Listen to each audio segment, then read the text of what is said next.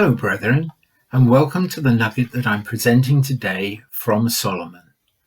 Today, this is about Brother Alexander Fleming, a bacteriologist of the modern age. His achievements were best summed up by Harry S. Truman, the President of the United States of America in 1945. He said, "For all that Sir Alexander has done to alleviate pain and suffering, the world owes a debt of gratitude difficult to estimate." So, Alexander Fleming. He was born in the town of Darville in Ayrshire on the 6th of August, 1881, the seventh of 8 children. His father died when he was only 7, and at the age of 13 he was sent to London to live with an older brother, Thomas, who was a physician there. He continued his education at the Regent Street Polytechnic School, and in 1897, at age 16, he became a clerk with an American shipping company in London. In 1901, he enrolled in St. Mary's Hospital Medical School, and upon graduation joined the bacteriological department of that same hospital, where he was to remain for the rest of his days. When World War I broke out in 1914, Fleming served as a captain in the Royal Army Medical Corps, drafted to serve in a wound research laboratory in France. He noted that in almost all wound cases, the damage done by a bullet or shrapnel was not nearly as fatal as the subsequent infection caused by dirt, debris, bits of uniform, and the insanitary conditions around the wound.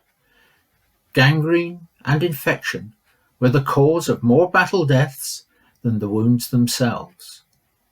Fleming was aware that the body's immune system was able to overcome most of the day-to-day ailments and infections which have plagued mankind. He also knew that there were other, more serious diseases which had no built-in defences, but could be overcome by inoculation and vaccination, though for some there was yet no cure.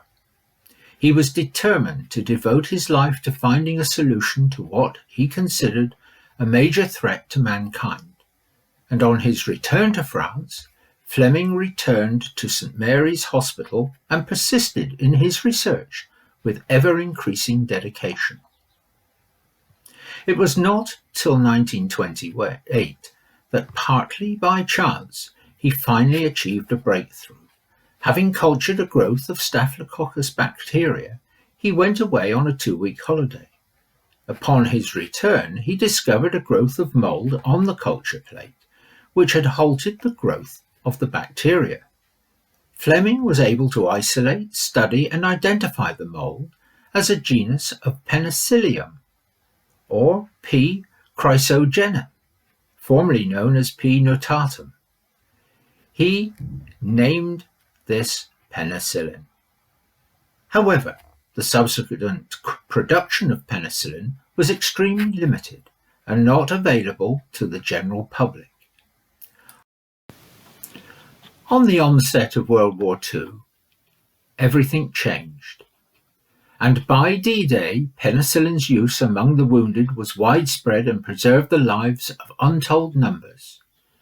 Penicillin was not just a treatment of infectious war wounds, but a new cure for many other scourges of humanity, probably the greatest single medical advance in history. Alexander Fleming's altruistic ideals were of the highest, and he never received a penny for his discovery and never wanted one. He was knighted in his recognition for his work in 1944, and received the Nobel Prize in Physiology or Medicine in 1945, which he shared with Howard Florey and Ernst Chain. These same ideals led him to embracing the tenets of Freemasonry.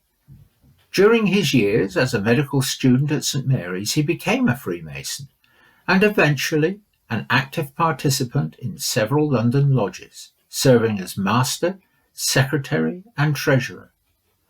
By now, his Masonic dedication had become the attention of the Grand Lodge of England, and he was elected Senior Grand Deacon in 1942 and past Junior Grand Warden in 1948. His fraternal dedication was also recognised by Freemasonry outside Britain.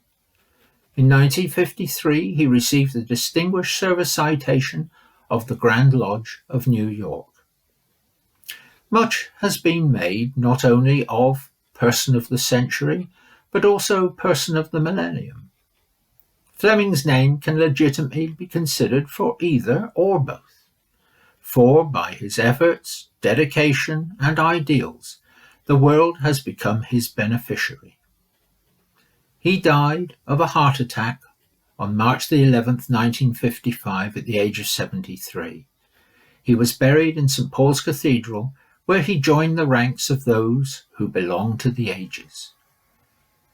He had been a dedicated Freemason for 50 years and has forever earned his place beside the immortals of history. Brethren, references for this particular nugget and acknowledgements can be found in the file attachment in the printed version, which I've attached to the accompanying email. Also, if you want to do some more research about this particular presentation, or indeed any other, please register and go on to Solomon, where you will find a host of information. So, until we have another presentation next week, please look after yourselves and be safe.